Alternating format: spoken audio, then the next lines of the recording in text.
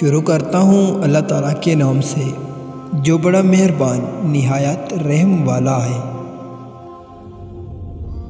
حضرت عبداللہ بن بصر رضی اللہ تعالیٰ عنہ کہتے ہیں کہ ایک مرتبہ نبی کریم صلی اللہ علیہ وآلہ وسلم کی خدمت میں ایک دیہاتی آیا اور عرض کیا کہ یا رسول اللہ، کون شخص بہتر ہے؟ آپ صلی اللہ علیہ وآلہ وسلم نے فرمایا، خوش بختی ہے اس کے لیے، یعنی وہ بہتر شخص ہے جس کی عمر دراز ہوئی اور اس کے اعمال نیک ہوئے۔ اس نے عرض کیا، یا رسول اللہ، کون سا عمل بہتر ہے؟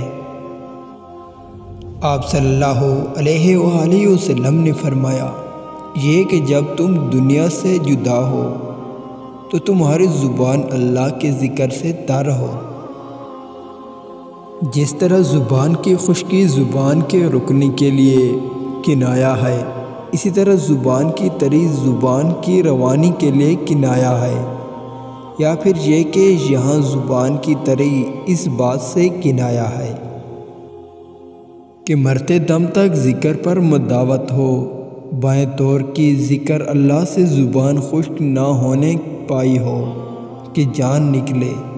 حدیث میں مذکور ذکر سے ذکر جلی بھی مراد ہے اور ذکر خفی بھی۔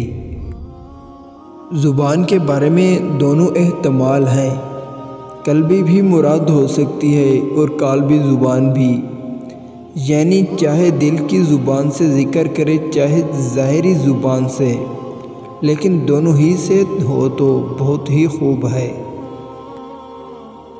حضرت ابن عباس رضی اللہ تعالیٰ عنہ سے راوی ہیں کہ رسول اللہ صلی اللہ علیہ وآلہ وسلم نے فرمایا، شیطان انسان کے دل سے چپکا رہتا ہے، جب وہ دل سے اللہ کو یاد کرتا ہے تو شیطان پیچھے ہٹ جاتا ہے، اور جب وہ ذکر اللہ سے غافل ہوتا ہے تو شیطان اس کے دل میں وسوسے ڈالتا رہتا ہے۔